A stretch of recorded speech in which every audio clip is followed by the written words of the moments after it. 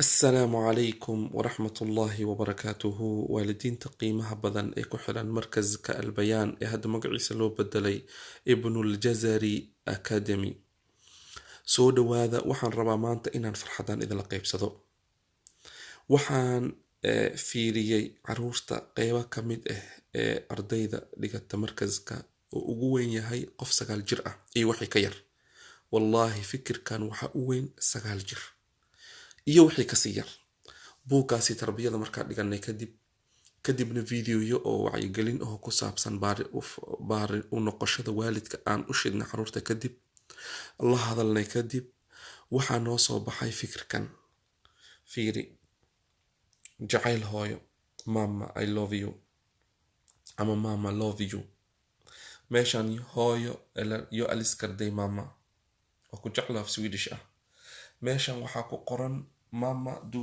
är bäst i världen jag älskar dig hooyo ada adduunka u fiican waa ku jeclahay so mycket wax badan du ger oss mat cunana siisaa och du gillar oss waanana jeceshahay waxaa ka fahmi kartaan istobninka qoraalka say wax u hingaadiyeen ayaa qaldan inay ilmo yar yihiin hooyo iyo aabba meeshaas waa ku jeclaha ku qoran markaa fiirsid fikirkan waxyaabo badanaa kuu soo baxay waxyaabaha ii soo baxay waxaa ka mid ah markaan baarinimada ka hadalnay oon buugaagta qoran aan ka sheekaynay oon in badan ilmaha yacni aan isla sheekaysanay oo aan wax u soo jeedinay oon buugga aan ka doodnay baarinimada waalidka waxaa noo soo baxay horta hooyada qeyb libaax leh inay ku leedahay fikirka caruurta iskuulkay geysaa guriga shaqadiisay qabataa dugsiga iidaa taagan wuu yaryahay aabba imaada marka saas darteeda aabbaha hal sawir ku yeeshay nasiibkiisa waa aabba qamiis wato koofiyad wata iyo hooyo gabadhiisoo dugsi ama masaajid u socdo jacaylkana geesaha ka taagan yahay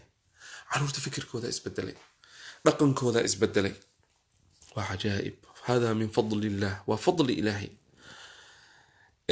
fikirka kale ii soo baxay waxaa ka mid ah ilmaha fikirka ku abuuran oo ah yacni fikirka u baari noqoshada waalidka iyo fikirka ah xijaabka fiiri ilmihii waxay ku fikireen waalidka inay jeclaadaan haddana xijaabkay kusii fikireen haddana waxay kusii fikireen qamiiska iyo koofiyadda oo intaba ka tarjumaya labiska dadka muslimiinta caruurta jecel heesaha iyo fanka waxay ka tarjumaan inay sawiraan wax ku saabsan fanka caruurta jecel banooniga iyo kubadda waxay ka tarjumaan wax ay sawiraan waxa kubadda ku saabsan qof walbana wuxuu jecel yahu sawiraa man axaba shay-an akthara dikrahu qofku wuxuu jeclaado badiyaa inuu sheego ama inuu sawiro qoro caruurtana ujeedaan wallahi 9 sano jira u weyn iyo wixii ka yar wallahi cid kula talisay ama gacan ka geysatay qaabkii wax u sawiraan ma jiro waxay dhageysteen ayay dabaqeen ayay sawireen allahu akbar ilaahu dhamaantooda ka dhig awlaad saalixiin ah dhanka kale markaan imaano ila fiiriya hadda ka horaan buuggan idin tusay kaxbada ayaa ku sawiran assalaamu calaykum waraxmatullah ma tuura caruurta waxay sameeyaan dhammaantooda waa soo wada qaataa gurigan ku aruuriya inta fiiriya rabbi ighfir lii warxamnii wahdinii wacaafinii warzuqnii iyo iyadoo la fadhiyo xilliga la akhrinayay ka tarjumeen allahu akbarti lagu fadhiisanayo way ku qoreen waa cajaa'ib buugga ardaygan uu ku tababaratay waa buugaagtan waa loo keenay waalidiintii dalbaday lambar 1 lambar 2 sidoo kale waalidiin hadda ka shaqeeya jira buugaagtan caruurtooda fantasiyahooda iyo waxay ma aragtay ka tarjumayaan waan keeni doonaa markay buugaagtan tababarkiisa dhameeyaan waa waxa ambiyada ay ku ducaysan jireen inuu ilaahay siiyo dhurriya tayyiba qurrat a'yun inuu caruurtooda uga dhigo nabiga sallallahu alayhi wasallam waa midoo noo sheegona dhahay qofka camalkiisa ila maata al-insanu inqata'a anhu amaluhu illa min 3 qofka hadduu dhinto camalkiisa uu ka go'aa ilaa 3 midkood ma haray waxaa ka mid ahaa waladun saalixun yadcuu lahu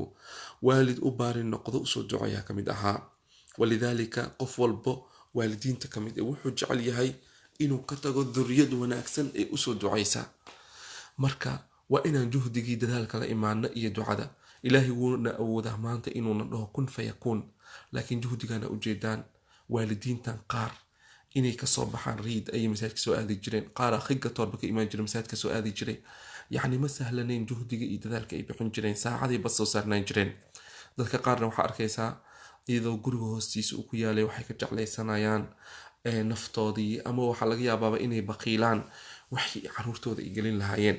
ilaahayna wuxuuna dhahay in allaha ishtaraa min almu'miniina anfusahum wa amwaalahum biana lahum aljanna. ilaahay nafteena ayuu iibsaday, maalkeena ayuu naga iibsaday, inuu janno ina siinayo ayuu nooga iibsaday. adduunkana wuxuu ku dhisan yahay banuu maa sakanuu jamacuu maa akaluu. waa adduunyo un guryaha la dhistoon la degin. aabahay saasuu dhihi jiray, wax walba naftiisa isagoo ka sabarsiinaya adduunka. guryaha waa la dhistaa, lama dego, lacagaha waa la aruuriyaa, lama cuno. walidaalika qofka maanta caqliga leh waa qofka ka fikira siduu uga tagi lahaa duriyad wanaagsan ee usoo ducaysa, camal wanaagsan oo ka horeeya qofkii diyaarsan lahaa. markaan fiiriyo sheekh cali suufi raxmatullaahi calayh, ilaahay saddexda buu siiyey. cilmi naafican uu ka tago maanta intuu qur-aankii soo baray, intuu sii baray, adduunyada way buuxaan. sidoo kale waladun saalixun yadcuu lahu wuu siiyey, naxsabuhu kadalik insha allah walaa nusaki cala allahi axadan. caruur wanaagsan uu ka tagay. quraa sidoo kale ilaahay subxaana watacaala sadaqa jaarihu siiyo, masaajidka waxaa la dhahay isagaa dhisay. marka qofka waxaa la rabaa, haddana wuxuu ka mid yahay masaajida ugu qur-aanka fiican ee ku yaala muqdisho ayuu ka mid yahay, ee lagu tartamo in la galo ama wax laga barto. marka ilaahay subxaana watacaala kheyrkaa ina waafajiyo. waxaan imaanay dhulkaa imaanayna in badan dadka caruuray keeneen. caruurtaanna cidna uma maqno, ceelna uma qodna. waxaa la rabaa inuu hamigeena noqdo. qofka hadduu hami yeelanayo xidigaha ka soka inuu ku raali noqdo ma aha. waxaa la rabaa hamigeena inuu noqdo caruur quraa ah, diintooda yaqaano, wixii ugu fiicnaa dadka islaamka iyo diinta islaamka inay haystaan. sidoo kale waxa ugu fiicanna ay ku najaxaan ay cilmiga adduunka bartaan, ay dadkay la noolyihiinna ka faa'iidaystaan. walidaalika juhdiga ma yara. waxaan ilaahay subxaanahu watacaala weydiisanaynaa inuu fadligiisa raxmadiisa na siiyo. allahuma inaa nasaluka min fadlika waraxmatik. ilaahay uuna dhihi karaa kun fayakuun. maanta caruurteenu wax yaqaan waa arki karnaa, laakiin ilahay juhdigeenu fiirinaa, dadaalkeenu fiirinaa. wallaahi dadka qaar waxay kasoo bilaabeen meel dadka qaar aysan yacni aada uga hooseysa, haddana dadka qaar ay kasoo kormareen. waxayna ku tusinaysaa qofka daacadnimadiisa, dadaalkiisa iyo qadrintiisa iyo cilmigii diintiisa u jecel yahay. qofna waxaa laga yaabaa inuusan weligiisa meel u gudbin, liannahu cilada asagay ku jirtaa. marka aan niyadeena camalka lama aqbalo hadduusan ikhlaas lahayn, mutaabacana lahayn. waa in ilaahay dartiisa loogala jeedo. sidoo kalena waa in ku dayasho ay jirto nabiga sal ly slam waddadiisa la raaco, dariiqa xaqa ah. ilaahay kheyrkaa ina waafajiyo. aan ku dadaalno. qofkii guriga ku dadaali lahaa, qofkii meel macallin qur-aankaysan lahaa, qofkii si kale ugu fikiri lahaa, qofkii cilmi la raadsan lahaa, intaba qofba si u fikiray. laakiin hadafkeena waa mid. waxaa la rabaa inaan nafteena iyo maalkeena iyo juhdigeena iyo waqtigeena iyo caqligeena iyo fikirkeena wax walba ku bixinno, inaan aakhiradeena hagaajisano, caruur wanaagsanna ka tagno, ay ma aragtay noqdaan dadkii diinta u khidmeen lahaa, qur-aanka dadka bari lahaa, sii faafin lahaa, diinta ka shaqayn lahaa, waalidiintoodan usoo ducayn lahaa, macallimiintoodan usoo ducayn lahaa. soo duceeya in ilaahay nagu guuleeyo 2019 uu ka dhigo sanadkii hore ka khayr badan, ka dadaal badan, ka juhdi badan. caruurtana ujeedaan waalidiintooda juhdi iyo ducay ku gaareen. waxaa ila dhigta arday yani aada ugu liitay iskuulka, dugsiga ku liitay, iskuulka EEF haystay. maanta ilaahay wuxuu qadaray markay sabartay ayadoo rajo la qabin, laakiin laa taqnatuu min raxmatillah lagu socday, naxariista ilahina laga quusan. wallahi maanta inuu iskuulkana BCD helo, dugsigana maanta uu qur-aanka asaga aqrisan karo, diyaarsan karo. laakiin juhdigay ku bixisay, waqtigay ku bixisay, nafay ku bixisay, wax walbay ku bixisay, maalay ku bixisay, way usoo safartay, meel dheeray usoo aaday. wahaakadaa waalidiin fara badan oo sidoodoo kale aan waa jiraan. waxaa la rabaa waalid kastana inuu juhdiga sii ziyaadiyo, waalidiinta kalena ay ku daydaan. muhiimadda waxay tahay sidii ilaahay uu raalli nooga noqon lahaa, jannatul firdowsna aan ku mutaysan lahayn. ilaahay subxaana watacaala fadligaasi hana siiyo. وجزاكم الله خيرا. سو دعية. اللهم إنا نسألك من فضلك ورحمتك. والسلام عليكم ورحمة الله وبركاته.